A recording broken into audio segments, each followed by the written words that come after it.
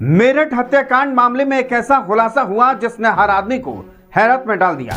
Police के मुताबिक मुस्कान ने अपने बयानों में कहा कि साहिल ने ही कहा था कि तुम्हें सौरभ को मारना होगा, तभी हम एक नई जिंदगी की शुरुआत कर पाएंगे। लेकिन अब इस मामले में तंत्र मंत्र क्रियाएं और तांत्रिक के एंगल भी सामने आ रहे हैं। जिस तरीके से सौरभ की हत्या की गई, उसने पुलिस ही नहीं बल्कि हर किसी को झकझोर कर रख दिया। साहिल ने सौरभ की हत्या के लिए बद शब्द प्रयोग किया, जो किसी धार्मिक या तांत्रिक अनुष्ठान का संकेत देता है।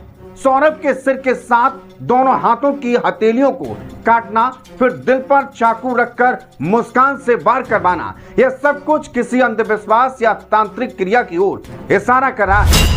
इतना ही नहीं, हत्या के बाद साहिल रात 3 बजे मृतक का सिर और कटे हुए हाथों को लेकर बैग में डालकर अपने घर ले गया था। उसके कमरे की दीवारों पर डरावनी चित्रकारी बनी हुई थी, जो उसके मानसिक स्थिति और तांत्रिक गतिविधियों की पुष्टि कर रही है। जांच में सामने आया कि साहिल और मुस्कान कर्ण पिशाचिनी माता की सिद्धि प्राप्त करने के लिए प्रयास में थे। बताया जा रहा है कि मुस्कान ने अपनी मां कविता रस्तोगी से भी उसके बारे में जानकारी ली थी। इतना ही नहीं, गिरफ्तारी के बाद साहिल ने दावा किया था कि 25 दिनों के भीतर मुस्कान के पिता अनिल रस्तोगी की भी मृत्यु हो जाएगी। यह बात कहने के कुछ दिनों बाद अनिल रस्तोगी को हार्ट अटैक तक आ गया। मुस्कान की मां कविता रस्तोगी ने बताया कि जब उनकी बेटी सौरभ के साथ थी, तब वह एक सामान्य लड़की थी, लेकिन 2019 में साहिल शुक्ला के संपर्क में आने के बाद उसका व्यवहार बदलने लगा।